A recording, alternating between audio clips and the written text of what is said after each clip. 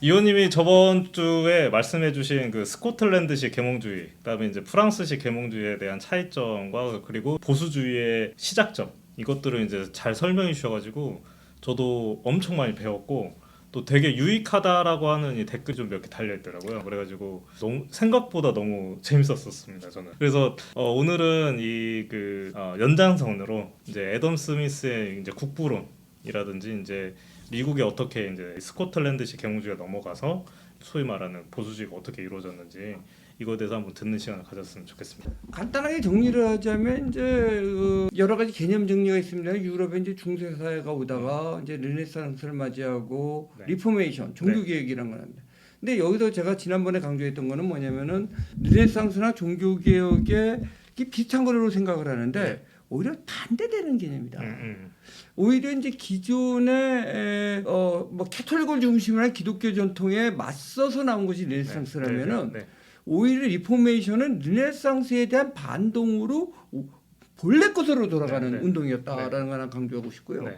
이러한 속에서 이제 계몽주의가 나오는데 정리를 다시 하는 차원에서 보면 프랑스 같은 경우에는 이제 이러한 리포메이션의 영향을 받은 세력이 나타났지만 대부분이 다 망명을 가는 쫓겨가면서 결국은 두 세력 정통 캐톨릭 물론 여기서 정통이 옳다는 게 아니라 옛날 그 중세적인 캐톨릭 세력 때 새로운 지식인 그룹과의 싸움이 붙으면서 이 지식인 그룹이 대변하는 계몽주의는 굉장히 무신론적이고 뭐 이렇게 인본주의적인 계몽주의가 됐다.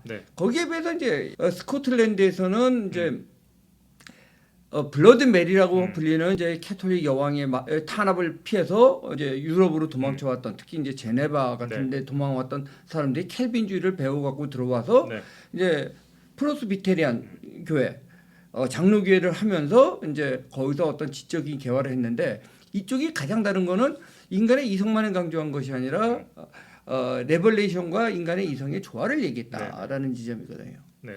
그러다 보니까 이제 프랑스에서는 계몽주의는 주로 합리주의라는 그러니까 어떤 인간의 이성으로 이렇게 논리적인 구조를 갖는다면 이쪽 스코틀랜드는 경험주의적인 전통으로 갔다. 뭐 거기까지 말씀하셨는데. 그래서 그러면은 이제 그 영국에서 경험주의나 이런 사상들이 이제 태동하게 된 건가요? 그렇죠. 그러니까 뭐 물론 그 전에 뭐 고대 그리스에도 경험주의가 있고 뭐 그렇습니다만은 우리가 말한 근대 경험주의는 거기서 나온 거죠. 그래서 이제 아까 이제 보수주의 얘기했는데 이제 보수주의보다는 이제 자유주의가 나온 거죠. 물론 여기서 자유주의라는 건 이제 요즘에 한국에서 말하는 자유주의를 헷갈리면 안 돼요. 여기서 제가 그래서 제 용어가 아니라 보통 클래시컬 리버럴리즘, 고전적 자유주의가 나오죠. 왜 고전적 자유주의가 나오냐면요. 아주 합리적으로만 생각하면 내가 다 진리를 알 수가 있는 거죠.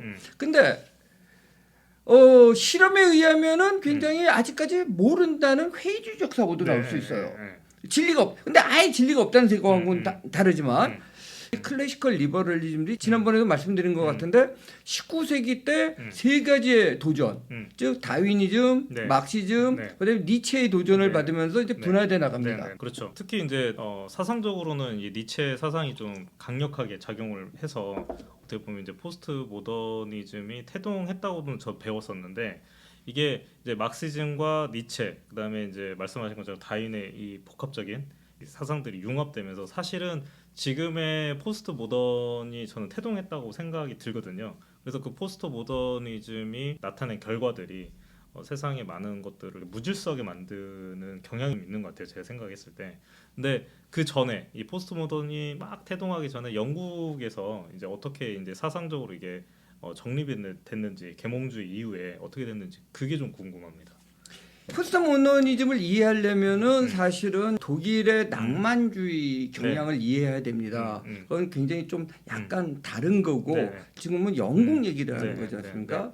영국에서 이제 자유주의가 만들어질 때 여러 가지 이제 생각이 있습니다만은 한국에도 잘 알려졌지만 가장 대표적인 인물은 결국 애덤 스미스를 뽑을 수밖에 없죠. 근데 이제 애덤 스미스 그러면은 한국 사람들이 경제학자로 알고 있고 그 틀린 말은 아니에요. 경제학자. 근데 애덤 스미스가 막상 살아있을 때 본인은 경제학자라는 생각을 안 했던 것 같아요. 왜냐면 그 당시에 경제학이라는 학문 자체가 있지도 않았고 이 사람이 무슨 과 교수였죠? 잘 모르겠어요. 철학과 교수였어요. 철학과 교수였어요? 그래서 무슨 철학을 하면 도덕 철학을 가르쳤어요. 그래서 도덕 감정론이라는 그런 책이 나오는 거예요. 그렇죠. 그래서 지금은 이제 애덤 스미스 그러면은 일본 사람들이 역시 번역한 국부론이라는 네, 책이 네. 아주 유명하지만 네, 네. 그것은 사후에 유명해진 책이고요. 네, 네. 애덤 스미스가 살았을 때는 한국에서 도덕감정론이라고 번역한 것 같은데 The Theory of Moral Sentiment라고 하는 책이 유명해졌고 그걸로 유명한 사람이 있던 사람이에요. 그렇구나. 그리고 막상 애덤 스미스가 살았을 때는 국부론이 좀 알려지긴 했지만 그렇게 이렇게 아주 그 사람의 주요 서적이 네, 아니었던 네, 거죠. 네, 네. 그래서 애덤 스미스를 연구할 때 만약에 국부론만을 봤을 경우에 굉장히 애덤 스미스를 순수한 약간 경제주의자 비슷한 관념을 읽을 수가 있는데 그렇다고 해서 네. 도덕감정론만으로 아담 스미스를 보면 안 되고요. 네, 네. 그 연장선상에서 네, 연속상에서 봐야 된다고 저는 생각을 합니다. 근데 도덕감정론의 가장 큰 이제 거는 말 그대로 도덕감정론은 본인이 도덕 철학을 가리키면서 이제 가르치면서 오면서 하는 교재를 만든 거거든요. 그 내용이 뭐냐면요. 결국 개인의 셀프 인터레스트가 얼마나 중요한가. 그리고 셀프 인터레스트가 도덕과 일체 항상 도덕적인 건 아니지만 그것과 꼭 반대되는 개념은 아니다라는 거를 발견한 거죠. 그리고 이제 이러한 발견이 아까 연결시켜서 스코틀랜드 계몽주의랑 얘기한다면 스코틀랜드 계몽주의에서 중요한 개념 중에 하나는 개인의 발견입니다. 인디비주얼이라는 개념. 그러니까 인디비주얼을 놓고 보는 거죠. 그래서 제가 이제 여기서 얘기하는 게 좀 건방진 얘기라면 우리가 국부론 그러면요 나라를 부강하게 만드는 이론 이렇게 이제 이해한단 말이에요. 거기서 보면은 이제 원리가 theory into the nature and conscious and 뭐 이렇게 쭉 나가는 이제 건데 거기서 이제 national wealth라고 하는 말을 갖다가 국부라고 번역했단 말이에요. 근데 참 national이라는 말로 뭐로 번역할지가 참 어려운데 우리가 생각하는 국가의 의미는 아니었던 것 같아요. 그러니까 국가가 부유해진다는 얘기면은 아담 스미스 얘기랑 다르죠. 아담 스미스가 오히려 국가 부유론에 가까운 중상주의랑 싸운 거거든요. 예, 맞아요. 중상주의랑 이렇게 좀 이렇게 대립한 걸. 네, 대립이 아니라 그거랑 싸운 거란 말이에요. 네. 중상주의라는 게 뭐 그것도 단순하게 얘기하면은 막 금을 많이 가져오고 수출을 많이 하고 수입을 적게 갖고 국가가 부를 쌓으면은 부자가 된다 이런 거란 말이에요. 여기서 네이션이라는 건 이제 피플의 의미에 가깝습니다. 피플. 한국 사람들의 그러니까 사람들이 부자가 되는 얘기거든요. 그러니까 국가보다는 이제 그렇죠. 국민에 가까운. 국민에 가까운데 뭐 나중에 네이션을 어떻게 번역하는 문제는 오늘은 얘기하지 말고 혹시 시간 되면 나중에 이게 참 어려운 거거든요. 그러다 보니까 이제 이걸 민족이라도 번역했다가 국가라고도 번역했다가 뭐 그렇죠. 이런 소리를 하는데 아담 스미스가 얘기한 네이션은 사실 피플의 의미입니다. 이건 뭐 제 개인의 의견이 아니라. 그렇기 때문에 이 사람은 어떻게 이제 중상주의가에서 당시에 절대 왕정이라 국가 권력이 돈을 많이 버는 거 이게 중요해요. 실제로 국민들이 잘 살게 되는 걸 얘기하는 거예요. 그러면서 이제 뭐 여러분은 많이 아시겠지만 결국은 제빵 만드는 사람이 얘기를 하지 않습니까? 맞아. 그 사람이 아침에 일어나서 새벽에 일어나서 빵을 맛있게 굽는 것이 뭐 진짜 국가에 충성하기 위해서도 아니고 말이죠. 그렇지만 그게 그 사람의 셀프 인터레스트를 추구한 겁니다만은 그게 결국은 전체 사회의 인터레스트를 추구한 거란 말이에요. 바로 이 지점 제가 경제학 강의할 이유는 없는 것 같고요. 드리고 싶은 거는 결국 개인의 발견에서 나왔다. 그다음에 도덕적인 관점에서 나왔다. 세 번째는 이제 결국 셀프 인터레스트의 문제인데 여기서 또 하나 강조하겠습니다. 그 빵집 주인이 혼자 잘 먹고 잘 살기 위해서 열심히 일했을까요?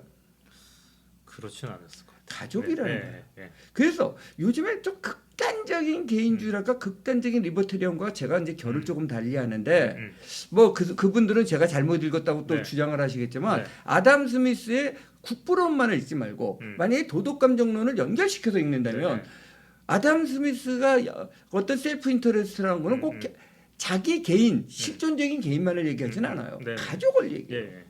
자기 애들, 가족. 바로 이제 이런 지점을 놓고 보면은 아담 스미스는 바로 기독교 문명에서 말하는, 그다음에 리포메이션에서 말하는 개인의 발견. 이 속에서 나와서 이제 어떻게 하면 이 개개인들이 이렇게 부유하게 될까라는 관점에서 이제 이 책을 썼다. 라고 말씀드릴 수 있을 것 같습니다. 저도 최근에 이제 애덤 스미스에 대해서 국부론을 정리하고 싶어가지고 이렇게 인터넷도 찾아보고 서칭도 해봤는데 도덕감정론을 먼저 얘기하더라고요. 그래서 그게 사상적으로 기반이 있어야만 국부론에 대해서 좀 더 자세하게 알 수 있고 올바르게 알 수 있다라는 내용들이 많아가지고 제가 이제 블로그에다가 쉽게 이렇게 정리를 해놨었는데 그 도덕감정론이 어떤 책인지 좀 간단하게 이렇게 좀 설명해 주실 수 있나요? 아니, 솔직히 말씀드릴까요? 네. 저 솔직히 완독을 못 해봤어요. 아, 예. 솔직히 재밌는 책은 네, 아니에요. 네. 그래서 네. 끝까지 읽지는 않았어요. 네. 솔직히 말해서 도덕감정뿐만 아니라 국부론도 완독하지 않았어요. 네. 그 국부론 제가 한 4분의 1 읽었나? 그 다음에 다시 읽는다고 접어놓고 읽지는 않았는데 두껍잖아요 책이. 그 다음에 뒤에 가면 약간 음. 막 예가 많이 나면서 조금 네, 막 맞아요. 지리해지죠. 예시가 엄청 많죠. 아까도 말씀드린 도덕감정론이라고 하는 것은 그야말로 어떤 개인의 제가 이제 적어놓은 거는 뭐 이런 식의 표현이 있어요. 뭐 네. 어떤 셀프 인터레스트의 음. 뷰티의 중요성. 음. 그러니까 영어로 the importance of the beauty of self interest를 하기 위해서 썼다. 이렇게 얘기를 하거든요. 네네. 그러면서 이제 이것이 어떤 인간이 유틸리티를 추구하는 데 있어서의 감정과 느낌 이런 걸 담았다고 그러는데 거듭 말씀드리면 중요한 가장 핵심은 네. 개인의 발견입니다. 네, 개인의 발견. 그러니까 중상주의면 국가가 부여하는데 사실 국가 부여해지는 게 왕이 부여해지는 거 아니에요. 이게 아니라 개인이 부여해지는 거 부유한 개인들이 모여야 된다는 거죠. 근데 도덕감정론은 이제 부유함을 얘기하는 것보다는 이제 개인의 관점에서 보는 거죠. 그리고 이거는 이제 신학적으로 볼 때 나와 하나님이 직접 만나는 이제 이러한 그 리포메이션에 강한 영향을 받은 사고다.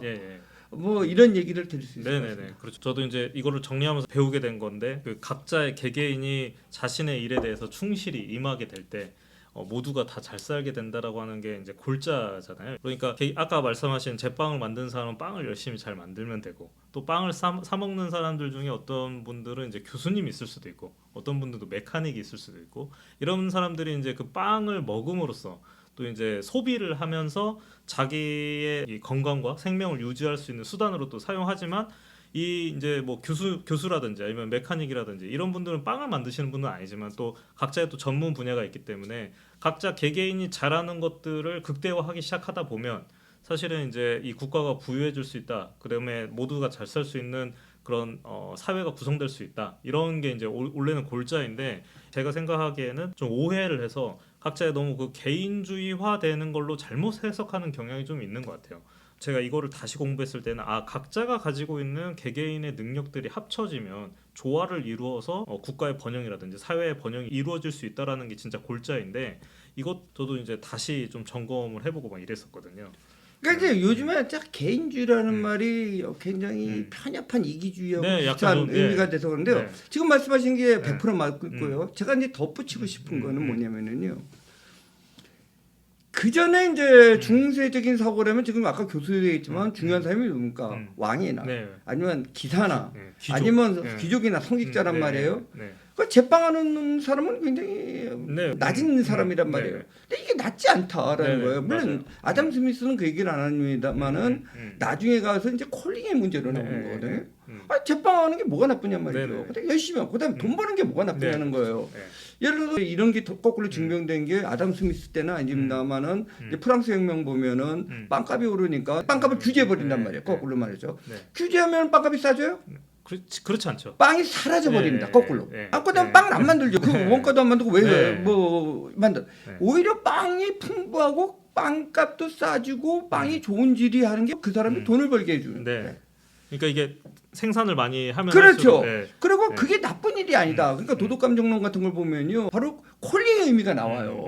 그러니까 뭐 귀족이 아니라 그러니까 사람들 그걸 무시한 거예요 옛날에. 이거 칼 볶고 기사하는 거 멋있거든. 성직자가 이건 멋있는데 빵 열심히 하는 거, 그러니까 뭐 저 돈 벌기 위해서 하는 거지. 근데 그 돈 벌기 위해서 한다는 것이 나쁜 건가? 그렇죠. 그 사람이 남들 잠자고 있는 새벽에 일어나서 따끈따끈한 빵을 굽는단 말이에요. 왜냐면 저녁 때 만들어 놓은 거 말랑말랑하니까 잘 안 팔린단 말이에요.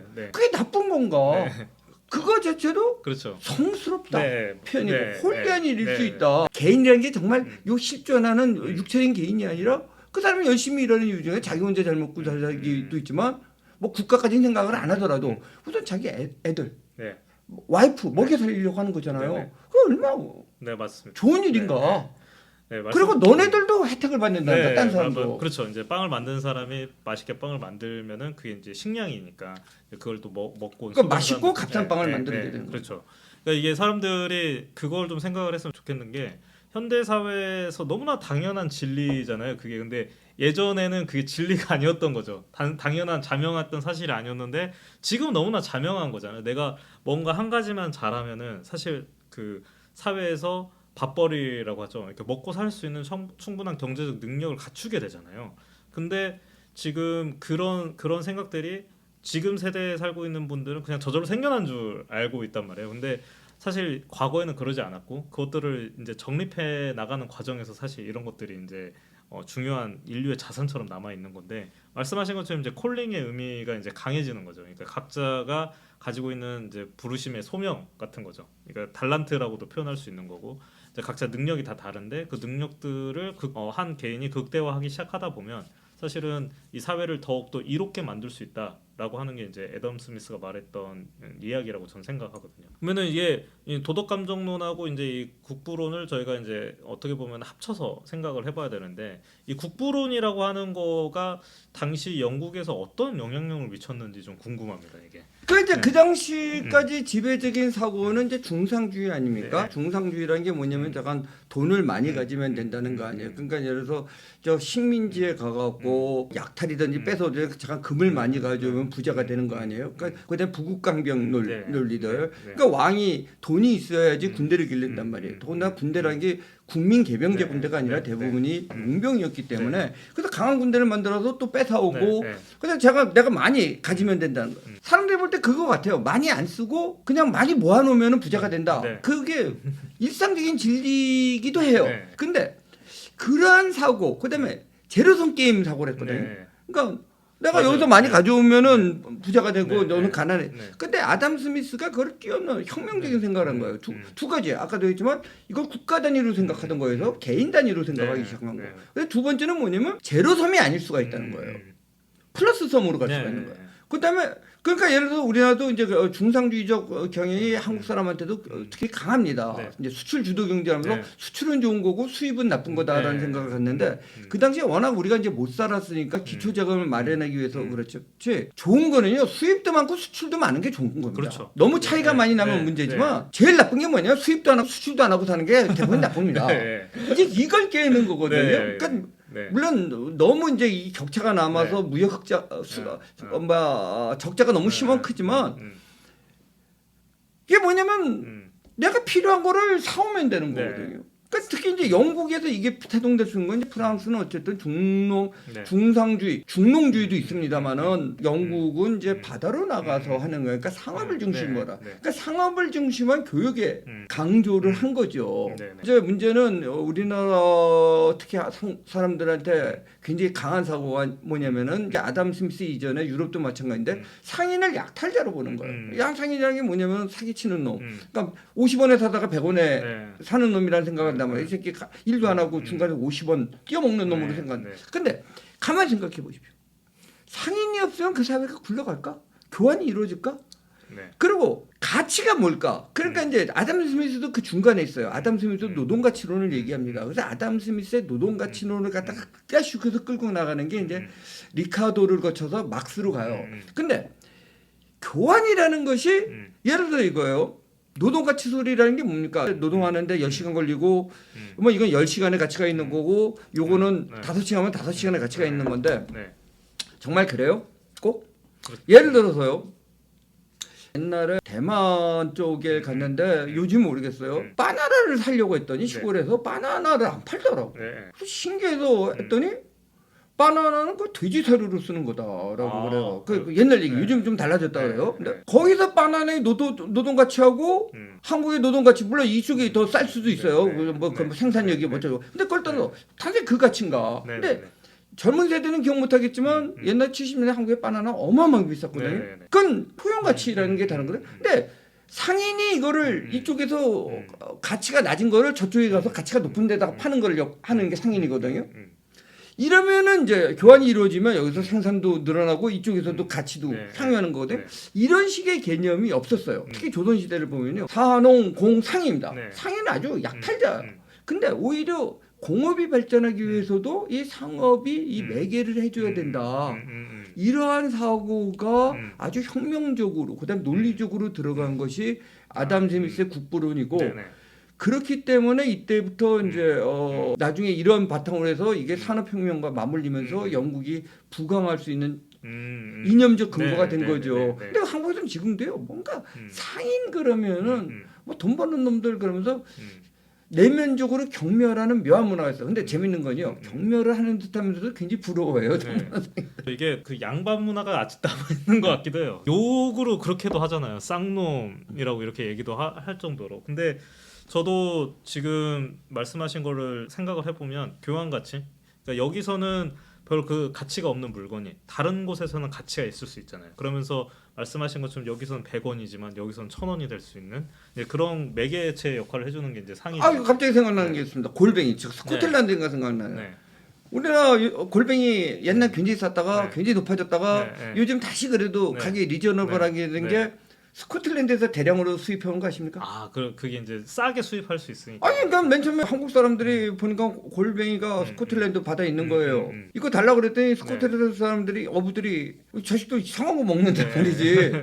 팔기 시작했다는 네. 거야, 거저. 네. 왜 거기서는 아무도 안 먹으니까 네, 널려 그렇죠. 있는 거예요. 널려 있는 거니까요. 그다음에 이제 겨울바다에서 주로 네, 잡는다 네, 그래요. 네, 왜 네. 그런지는 저도 잘 네, 모르겠는데 네. 그래서 부업이 생겼다는 네, 거예요. 그 사람들 네, 겨울에 네, 좀 네, 놀다가. 네, 네. 근데 요즘 스코틀랜드는 골뱅이가 모자란대요. 네, 네. 그래서 이제는 뉴질랜드 이런 데 갔다 그러는데 네.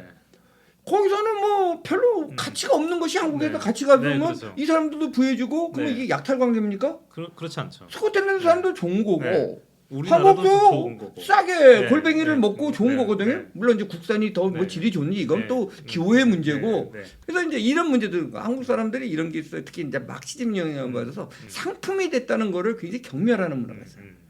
뭐의 상품화, 뭐 성의 상품화, 성의 상품화는 나쁜 겁니다. 근데 어떤 상품화 그런 모델은 나쁜데 상품화가 꼭 나쁜 게 아닐 수 있다. 네, 맞아요. 예를 들어서 옛날에 아까 보면 골뱅이는 스코틀랜드 상품이 아니었습니다. 상품화된 거거든. 그러니까 옛날에 자꾸 농촌 사회에서 오손도손 그냥 비화폐 경제 속에서 살던 거를 이상적으로 보이면 몰라도요. 옛날 쌀이 상품이 아니었겠죠. 네. 진짜 원시 사회에서는. 네, 네, 네. 근데 쌀이 상품이 되고. 그다음에 무슨 산나물이 상품이 되는 것이 꼭 나쁜 걸까? 뭐 그렇죠. 이런 생각도 해볼 필요. 이게 왜냐면은 저는 쉽게 예를 들 수 있는 게 보석일 것 같아요.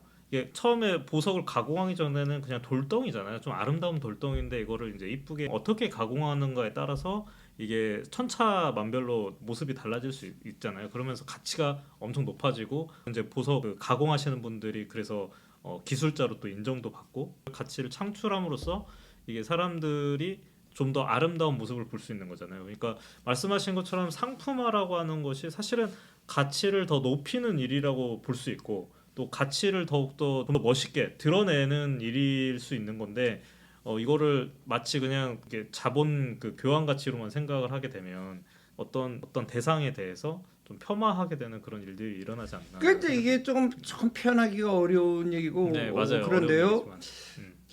이런 생각을 해요. 이제 그 사람이 상인이 돈을 번다는 것은 뭐냐면요. 많은 사람이 원하는 것을 그 많은 사람이 지불할 의향이 있는 가격으로 물건을 제시하는 사람이에요. 그렇죠. 네. 이게 물론 독점이 이루어졌을 때는 달라요. 국가가 독점을 해서 나만 판다 그런 식이면 다른데 만약에 독점이 이루어지지 않았다면은 그 사람은 남한테 무지 많은 편익을 준 사람이에요. 그렇죠. 그러니까 상인이 돈을 벌었다는 건 독점이 아닌 상태에서 돈을 벌었다는 건 남이 돈 주고 샀다는 거거든요. 그 돈 주고 샀다는 건 자발적으로 샀을 때 자발적으로 살 만한 가격에 그 물건을 줬다는 거예요. 근데 이제 여기서 이런 문제들이 생긴 거죠. 아마 목사님 이제 마돈나를 안 좋아하실 것 같은데. 마돈나. 네, 가수요. 네네. 그러니까 바로 이런 문제가 돼요. 마돈나가 돈을 벌었는데 마돈나 막 욕한단 말이에요. 네. 근데 가만히 보면요. 마돈나가 돈을 번 것은 뭐냐면은 마돈나한테 그 누군가가 돈을 많이 냈기 때문에 번 거예요. 그렇죠. 이게 강제로 낸 게 아니거든요. 네. 물론 이런 얘기를 해요. 그게 사회 구조적으로 뭐 광고니 뭐 문화. 근데 총칼을 들이댄 적은 없어요. 이게 그래서 이제 이 모든 상품 유통에서 되는 가치가 우수한 거냐, 대중이 원하는 것이 항상 올바른 거냐라는 철학적인 질문이 있어요. 네. 지금 얘기해서. 그렇죠. 예를 들어 네. 포르노 같은 경우. 네, 그렇죠. 인터넷 그 포르노 산업 어마합니다. 그래서 이거를 규제해야 되냐 규제하지 않아야 되냐 문제가 나중에 또 네. 얘기해주면 리버테리안과 이제 네. 컨ser버티브의 갈등으로 네. 오는데 그렇죠. 기본적으로 이 자유시장 경제에서 돈을 벌었다는 거는 그걸 원하는 사람이 많았다는 얘기입니다. 네. 그건 틀림없습니다. 근데 대중이 원한다고 해서 다 오르냐라는 이제 또 네, 다른 문제죠. 신학적인 네. 철학적인 질문으로 네. 들어가는 거죠. 그렇죠, 그렇죠. 이게 왜냐하면 혹시 위원님께서 아실지 모르겠는데 온리팬즈라고 하는 어플이 있어요. 네. 이게 그건 제가 잘 모릅니다. 이제 포르노 산업에 비슷한 건데 온리팬즈가 뭐냐면은 인스타그램처럼 이제 그 비밀 계정이에요. 자기가 섹슈얼한 것들을 개인이 촬영해가지고 이제 그 미디어에 올리면 이제 구독자들이 돈을 내고 이제 그걸 볼 수 있게끔 열람을 하는 거예요. 근데 이 온리팬즈 산업이 엄청나게 성장을 해서 이제 온리팬즈 안에서도 이제 그 순위가 있을 거 아니에요. 거기서 1등하는 여자, 그러니까 자신의 몸을 이제 상품화로 만들어서 파는 이 여자의 그 연간 수입이 미국 그 NBA 그 농구 선수 1, 2, 3등을 합친 것보다 높대요. 그래요? 네, 놀랍네요. 네, 그 정도. 이거 돈을 네. 많이 벌 거라고 네. 하면 미국 NBA 수익이 엄청난데. 네, 그거 그 1, 2, 3위의 그 농구 선수 3명을 합친 것보다 많다. 그러니까 말씀하신 것처럼 이 그걸 소비하는 사람들이 엄청 많기 때문에 그 여자가 돈을 벌 수 있는 거지만 윤리적인 문제, 그러니까 도덕적인 문제로 들어가면은 이게 이제 꼭 그 대중이 선택한다고 해서 옳은 건 아니다. 근데 네, 이제 네. 이거는 다른 차원에 넘어간 네. 거고요. 네. 제가 아담 스미스가 얘기한 건 네. 대중의 선택에 굉장히 네. 초점을 준 거거든요. 그렇죠. 네. 그 당시에는 왕이 선택하고 성직자가 선택했는데 네. 네. 네. 근데 이 개인이 네. 부유해지는 이런 거를 이제 탐구한 거죠. 그러면서 근대 경제학 기초를 놓은 그렇죠. 거란 말이에요. 네. 그렇죠. 그 이제 대중이 움직이고자 하는 그 심리, 대중의 어떤 그 소비 심리 이런 것들이 사실은 어떻게 될지 예측할 수가 없잖아요. 그래서 이제 아담 스미스가 보이지 않는 손이라고 이렇게 표현도 하기도 하고 그런 것 때문에 사실은 이제 자본주의 사회가 이렇게 돌아가는 건데 이 자본주의 사회에 대해서 마르크스가 굉장히 좀 그 이분법적으로 나눠가지고 이 자본가와 노동자 계층으로만 이제 도식으로 만들어 물론 그 사람이 만들어 놓은 도식이 다 잘못됐다라는 건 아니지만 그렇게만 보게끔 만든 거는 제가 봤을 때 좀 문제가 있는 것 같다. 뭐 그 얘기하려면 또 3박 4일 해야 될 그렇죠. 얘기고요. 근데 저는 이제 문제가 네. 자본론 혹시 네. 읽어보셨는지 모르겠는데 네. 자본론에서 이제 노동가치선을부터 나오거든요. 네. 근데 첫 단추가 잘못 깨졌다. 노동가치설이 틀렸다. 네. 네.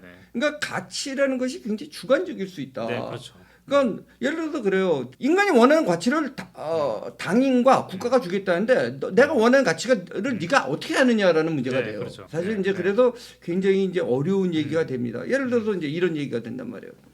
극단적인 예를 하나. 제가 이제 최근 아니고 굉장히 좀 오래됐을 때 설악산을 갔단 말이에요. 네.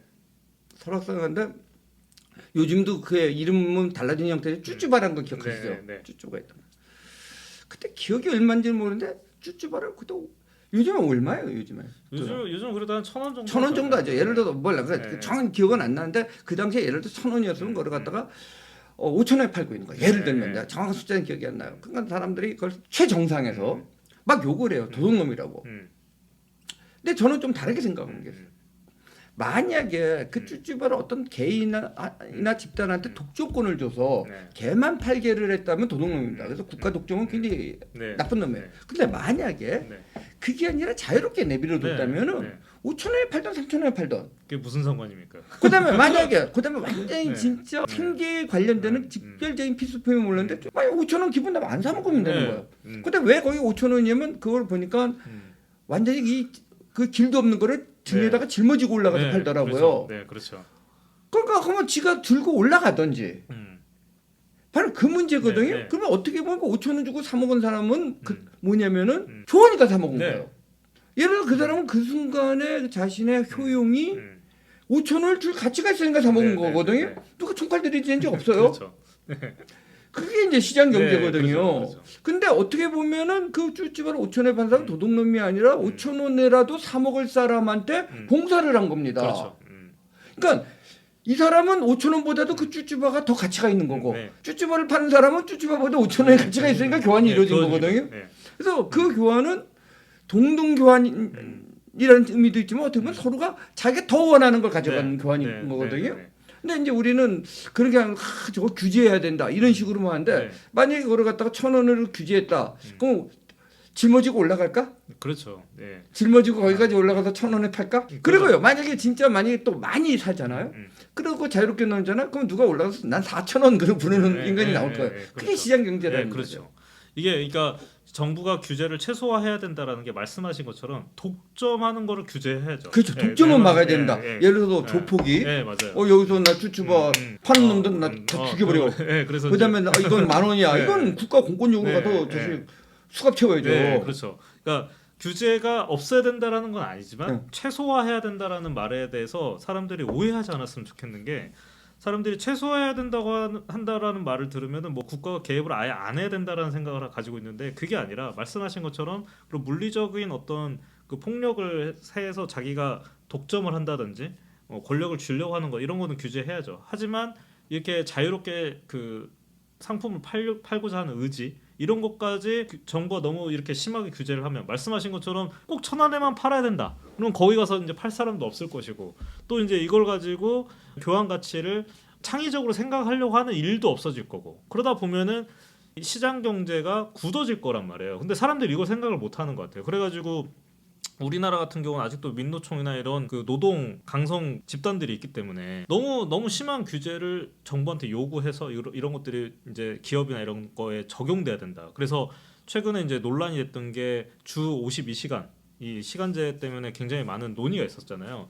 근데 반도체 산업이나 이 주 52시간을 넘어서 필요해야 되는 이제 R&D 산업이나 이런 것들은 연구를 계속 끊임없이 해야 되고 또 이 경쟁을 통해서 좀 더 좋은 효율 있는 가치를 창출해야 되는데 그런 식으로 규제를 딱 해버리면 사실은 이제 다른 나라 이제 TSMC나 다른 이제 중국 같은 이런 이 반도체 산업을 이제 막 양성하고 이미 세계에서 주도권을 쥐고 있는 대만의 TSMC 같은 경우는 그런 게 없단 말이에요. 그런 규제가 없는데 우리나라는 지금 그런 규제 때문에 이제 막 어려움을 겪기도 하고 그런 규제를 좀 어느 정도 풀기 위해서는 이 고용노동부 장관의 승인까지 받아야 되는 이런 복잡한 절차 때문에 사실은 이 자유경제 시장에 어떻게 보면 걸림돌이 될 수 있는 거니까 이 말씀하신 것처럼 최소화되는 규제가 있어야 되지만 너무 심한 거는 좀 자유시장 경제를 망친다. 근데 이제 규제랑 네. 관련돼서 네. 얘기한 거는요. 이제 규제를 어느 정도 하느냐 이제 이런 차원도 네. 중요하지만 네. 저는 그거보다 약간 관점이 다른 게 네. 다른 얘기하는 네. 게요. 근데 지식인들이 시장을 싫어요. 왜 싫어하냐면요. 시장은 무질서해 보이거든. 그러니까 뭔가 자기 머릿속에서 이상적인 거 가서 쫙 계획을 세우려고 그래요. 그러니까 맨날 무슨 정책 아이디어라고 해서 이상적인 아이디어를 대요. 제가 질문 하나 할게요. 네. 무슨 뭐 하버드도 좋고 네. 와튼도 좋고 세계적인 그 경영학자가 음. 동대문에서 장사를 한다 그러면 어떻게 될까? 나는 망한대 하는 편이야. 저도 망한다 한 표로. 바로 네. 이거예요. 그러니까 네. 굉장히 천재적인 사람이 나와서 합리적으로 네. 그럼 동대문 시장의 질서가 완벽해요? 문제가 많죠. 네. 근데 그 유통 구조가 만들어질 때는요 오랫동안 자생적으로 생기는 네, 거예요. 맞아요. 그리고 거기서 온갖 사람들이 지혜를 가집니다. 돈을 벌려고. 음. 그러니까 어떤 천재 하나가 만드는 것이 아니라 각자가 자신의 아이디어 갖고 열심히 만드는 거예요. 네, 그렇죠. 그러니까 예를 들어 다시 예를 들면 카페를 얘기해 봅시다. 얼마 전에 다방 얘기했지만 다방이 나쁘니까 카페로 다 개조해라. 어떤 천재가 있으면 그 장사 잘 될까? 아니에요. 근데 누군가가 카페 형태, 다방 형태의 카페 형태를 만들 거라고. 네. 그러면 실패할 수도 있어. 네, 나중에. 네. 근데 누군가 성공하잖아요. 그럼 또 모방을 합니다. 네, 맞아요. 근데 또 그러면 다방 형태는 다 없애라. 아니요. 그것도 또 참새 시장이 있을 수도 네, 있어요. 네, 네. 그래서 뭐 나는 다방 하겠다. 하면 돼요. 네, 네, 네. 대신 뭐냐 망하잖아요. 그럼 그 사람이 책임을 지는 거예요. 그렇죠. 네. 그다음에 근데 또 국가 전체가 망하지는 않아요. 네. 근데 국가가 일절 규제를 해버리잖아요. 그럼 같이 망해 다 망해버립니다. 네, 그렇죠. 그럼 아버지 책임을 안 져요. 지금 이런 식으로 가는 거거든요. 그 안에서도 그 파는 사람 심한 경우에 그러니까 국민학교도 안 나온 사람도 거기서 창의적으로 네, 생각을 그렇죠. 해놓고 네. 아이디어를 내고 경쟁을 하고 모방도 하고 말이죠. 이게 시장이거든요. 네, 네. 그게 인디비주얼 핸드예요. 네. 어떤 한 사람의 독창적인 천재가 시콜콜이 계획을 세우지 않는다는 거죠. 그 시장이라는 게 이제 각자의 그 그게 능력에 모여서 그게 이제 만들어지는 자생적 건데. 질서고 네, 그 네. 총합으로 나오는 네, 거거든요. 네. 그래서 승자도 있고 패자도 있고 패자가 또 모방을 해서 다시 일어나는 네, 거고 네. 거기서 도태되고 선택이 되는 거죠. 네. 물론 이제 아까도 했지만 리버테리언과 이제 컨서버티브의 갈등 속에서 그러면 무조건 시장에만 맡길 거냐 하는 그 도덕적 문제들이 있어요. 아까 네, 이제 특히 네. 토르노라든지 네, 이런 네, 문제에 네, 네, 있어서 네. 그 가이드라인 네, 같은 게 있을 네. 수 있고 그다음에 아주 빈곤한 사회에서 어느 정도 도약할 때 시장의 토대가 너무 약할 때 그나마 엘리트가 있는 게 관료들이 있을 때 관료들이 그래도 산업의 어떤 집중적인 방향성을 제시하면서 갔던 그런 시절이 있는데 네, 맞아요. 예를 들어서 결론적으로 얘기하면 박정희 대통령의 산업 개발을 볼 때는 이제 국가 주도형적인 것이 필요했다고 저는 생각을 해요. 네. 근데 요즘에 와서 어떤 관료 천재가 계획을 해서 될까? 근데 더 웃긴 거 결정적인 것은 기업인들 막 욕해 상인들은 그러면서 막 욕하면서 아이디어를 내요. 근데 옛날에 굉장히 우리가 유치 산업이 있고 그나마도 관료라든지 이런 게 엘리트 시절이면 모르는데 공부도 안 하고 데모만 하다가 국회의원 된 다음에 아주 천재적인 아이디어를 내서 시장을 이렇게 개편해야 된다고 아이디어를 내면서 법안을 만들기 시작해요. 네. 그러면서 네. 사회 정의라는 깃발 아래서 네. 이런 희한한 일들이 벌어지는 네, 거예요. 그렇죠. 근데 그대로 해서 잘못된다? 아무도 책임 안 져. 네. 예를 들어 부동산 문제도 마찬가지였단 말이야. 선한 의도였는지 몰라. 자기는 선한 의도. 아니 선한 의도면은 뭐 다 좋은 거야? 그러니까. 그럼 그다음 이번에도 철회했지만 뭐 부동산을 갖다가 뭐 전세를 갖다가 10년 계약으로 해. 아니 10년 계약을 하면요 잘은 모지만요 그 누가 그 전세를 줍니까? 전세 주의에서. 그러니까 지금 뭐 서울에서 전세 거래가 안 생기니까. 아니 그러니까 제가 말한 건 규제와 이제 계획이라는 게 문제가 뭐냐면은 전혀 모르는 이 백면서생 내지는 그야말로 사회 정의를 위해서 싸우겠다면서 그냥 길거리에서 싸웠던 사람들이 성실하게 각자의 노력을 사람들이 만드는 그 자생적 질서를 한 방에 무너뜨리면서 네. 뭔가 새로운 걸 하려고 하면서 자기는 사회 정의의 사도라고 주장하는 거야. 그러니까. 근데 대부분 이거 실패한다. 네. 자생적 질서가 항상 오는 건 아니에요. 근데 그거는 또 수정할 게 보입니다. 근데 많이 고치면은요 전체가 아니라 아까도 카페처럼 누군가가 나와서 카페를 보면 돼요. 그게 잘 되면 또 쫓아갑니다. 네. 맞아요. 그런 걸로 저희가 이해를 해야 되죠.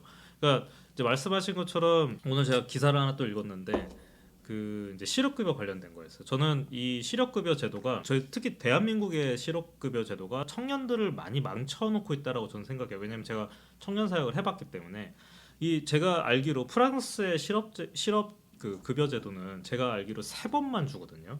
그러니까 어떤 직장을 구하기 전까지 3번의 기회가 있으면 그 3번의 기회 동안에 그 지원을 해주다가 그 3번의 기회를 이제 해도 이 사람이 직업을 못 구하면 더 이상 지원해주지 않아요. 근데 저희 한국의 지금 실업급여 문제가 뭐냐면 실업급여를 받으려고 이 일부러 일을 그만두는 경우도 많아요. 청년들이. 왜냐면 실업급여 그 금액이 한 이제 많으면 뭐 160만 원, 190만 원까지 가는데 그냥 이제 그 나라에서 주는 그 기본 소득처럼 받는 그거를 가지고 이 실업급여의 의미가 뭐예요? 그걸 받음으로써 내가 이제 뭔가 자기 개발을 해서 다른 또 직업을 얻기 위해서 주는 거잖아요. 근데 청년들은 그렇게 생각을 안 한다는 거죠.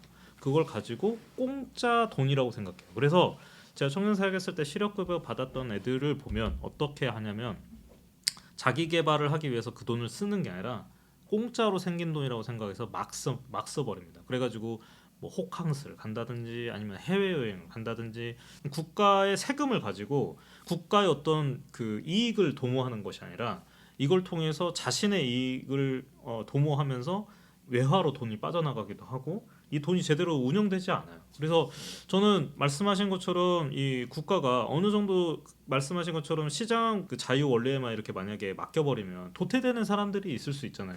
그래서 그런 사람들을 구제하기 위해서 만들어 놓은 게 사실은 어떻게 보면 실업급여 같은 제도가 아닙니까? 근데 이 어느 정도 선을 맞춰줘야 되는데 그냥 무분별하게 모두한테 다 이제 뿌려주니까 제가 오늘 읽은 기사에서 어떤 내용이 나왔냐면은 자기가 열심히 직업을 가지고 살고 있는 청년들을 위해서 나라가 해주는 게 없다.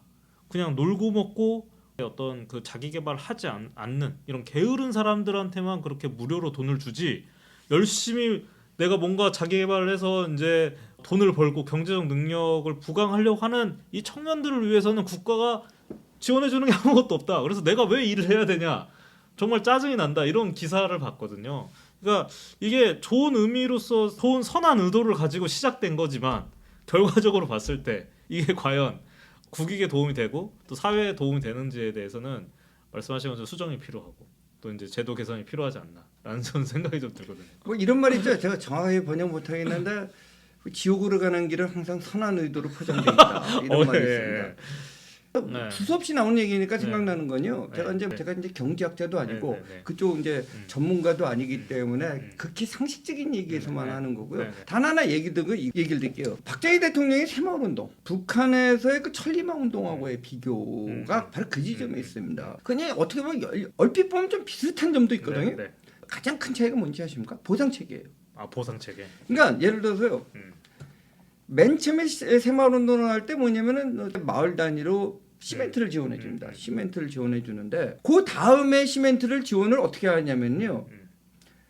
성과가 3등급으로 나눠서 하등은 지원을 없애버리고 중간은 그대로 주고 하등 거를 갖다가 처음으로 준 거예요. 아.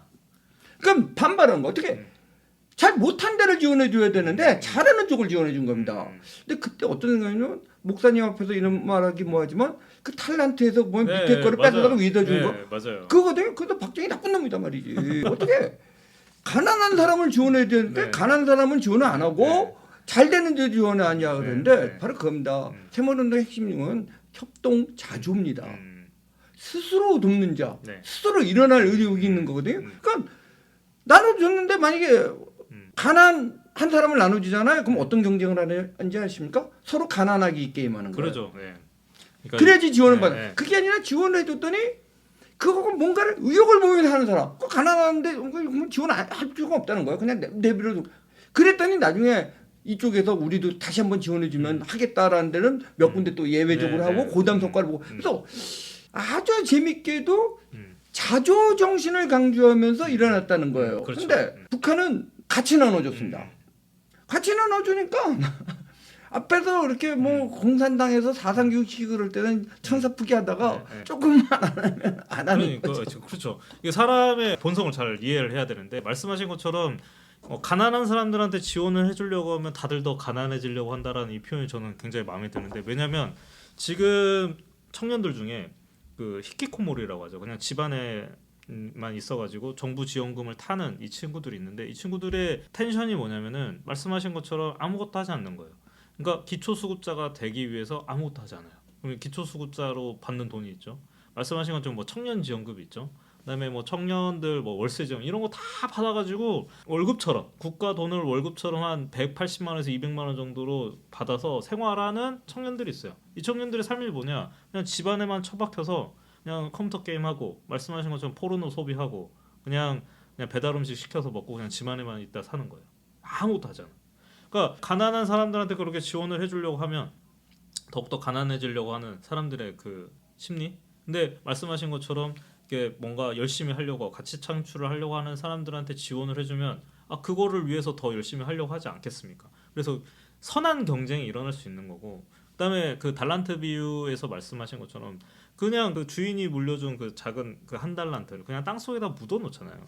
저는 이게 성경적 가치를 우리가 진짜 잘 생각해야 되는 게 왜 그 사람 걸 뺏어서 2달란트 가지고 있는 사람이 아니라 5달란트 가진 사람한테 줬을까? 네. 네. 농담이나 네. 그 맨 처음에 초기 네. 새마을운동 할 때 세멘트 배분 방식이요. 네. 바로 그렇게 네. 했어요. 세 단계로 나눠서 네. 맨 하층은 네. 없애버리고 이 하층 거를 상층에다 네. 줬어요. 네. 그렇죠. 이거는 그냥 내버려 네. 두는 네. 거예요. 그러니까 그런 걸 봤을 때 좀 그렇잖아요. 2달란트 번 사람한테 줄 수도 있는데 예수님은 그렇게 말씀하신 게 아니에요. 그 5달란트 받은 사람한테 오히려 그걸 줘버렸단 말이에요. 그러니까 이게 마태의 원리라고 이제 매튜 원리라고 하는 그런 말이 있어요. 있는 자는 더 있게 될 것이고 없는 자는 그 있는 것도 빼앗기게 된다라고 하는 이 매튜 원리 이거를 이제 경제학에 적용을 시켜서 이제 파레토 법칙이라고 하죠. 이제 가지지 못한 사람은 계속 잃어가는데 가져가는 사람들은 계속 가져가게 돼서 더 쉽게 가져가게 되는 구조로 이렇게 나아가는 게 경제학 구조고 이거는 그냥 어떤 도식으로 그 설명을 해도 경제학 구조에서는 이런 정규 분포로 이루어지는 게 아니라 파레토 분포로 이루어진다라는 이제 경제학 이론이 있는데 이걸 이제 조던 피터슨 교수가 심지어 그 본인이 또 연구를 해가지고 대학교 강의 때 이렇게 발표도 하고 그러거든요. 그래서 저도 그걸 영상으로 만들었고, 근데 이게 사람들이 부해진다라고 하는 거에 대한 우리나라 사람들도 그렇고 다른 나라 사람들도 그런데 부해진다라는 것이 뭔가 악하다라는 생각하는 그런 경향이 있는 것 같고요. 또 돈이라고 하는 게 사실은 선한 영향력을 미칠 수도 있는 건데 이걸 무조건 안 좋은 걸로 생각하는 경우도 많이 있는 것 같아요. 그래서 돈을 밝히면 뭔가 너무 세속적인 사람 이렇게 생각을 할 수 있는데 그 성경 말씀에 그런 말씀이 있거든요. 그 보물이 있는 곳에 마음이 있다.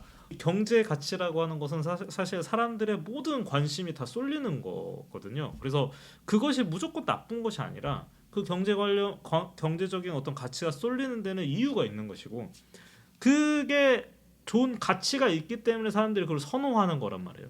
제가 이 지금 슈어 마이크 이거를 중고로 구하려고 한번 노력을 해봤는데요. 중고로 못 구합니다 이거를. 왜냐면 요즘은 유튜브 하시는 분들이 너무 많다 보니까 이게 중고로 나오잖아요. 그러면 불티나게 그냥 바로 팔려서 나가버려요. 그래가지고 저도 어쩔 수 없이 이게 새 걸로 샀는데 이게 시장 가치의 원리잖아요. 그것이. 그러니까 어떤 상품이 나왔을 때 이게 가치가 있기 때문에 그 중고 시장에 나와도 빨리 가져가는 거고 새 걸로 살 수밖에 없는 그런 이제 경제적 가치가 있는 건데 저도 사실은 좌성향인 성향이 좀 강했던 사람이었고 마르크스를 공부하면서 어느 정도는 저도 맞다고 그런 생각을 가졌던 사람인데 요즘 들어서 저는 어떤 생각이냐면 이게 잘못됐다라는 생각이 들어요. 그런 경제적 효용 가치에 있어서 무조건 이 약자를 대변하는 것이 무조건 또 옳은 것도 아니고 또 강자에게 이 어느 정도 규제를 완화해주고 어느 정도 베네핏을 주는 것이 다 나쁜 것도 아니고 그래서 이것들을 적절하게 조화를 이루어서 사실은 이제 나아가야 되는데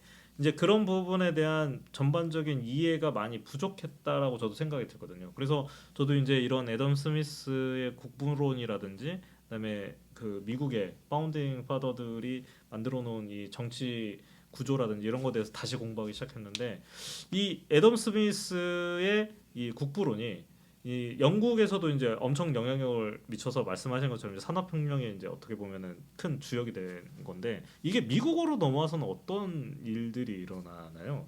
이게 그러니까 이제 뭐